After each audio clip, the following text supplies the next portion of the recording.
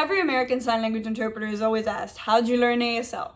We even ask each other these questions when we meet new interpreters. Every interpreter has their own reason for becoming an interpreter, and everyone has their own journey along the way. Today, I'll be telling you about my journey as an American Sign Language interpreter, how I became an ASL interpreter. It was a long time coming, but eventually I did decide and went ahead with becoming an interpreter. I do plan on making a video on how to become an American Sign Language interpreter, so be on the lookout for that.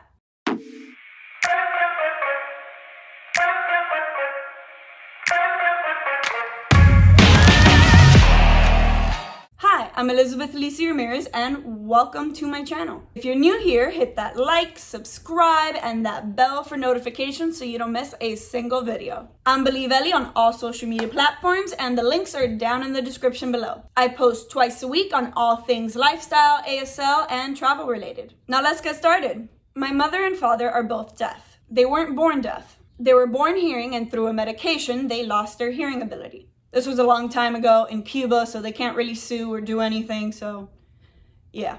But I grew up with my mom and my grandmother, my deaf, Spanish-speaking mother, and my Spanish-only speaking grandmother. So basically, from the time I was able to speak, I was interpreting for both of them. My mom in some sort of ASL, and my grandmother in Spanish.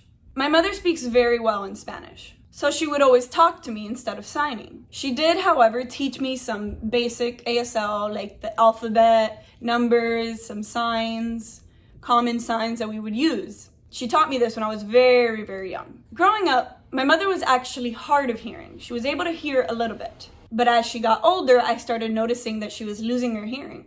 Whatever was left of her hearing, of course. And that's when I decided to start American Sign Language classes. I started taking ASL classes when I was in high school as dual enrollment classes at the community college near me. Just so happens that that community college has a full interpreter training program. Well, a 2-year interpreter training program. I always said I didn't want to be an interpreter.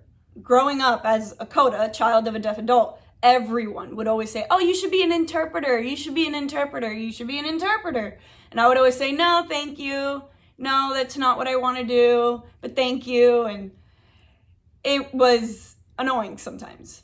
I was definitely tired of hearing it, especially because I've been interpreting all my life. Well, at least it feels like that.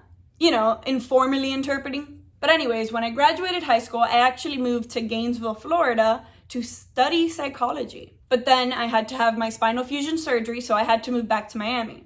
If you're liking the video so far, give it a thumbs up and subscribe if you haven't already done so. Back to what I was saying. As I was healing and the fall semester was approaching, I was trying to figure out what I can study so I don't keep wasting time. I hated feeling like I was just wasting time. So in order to get started on my AA degree, I just said, you know what, I'm just gonna go into the program and start learning ASL, or continue learning ASL.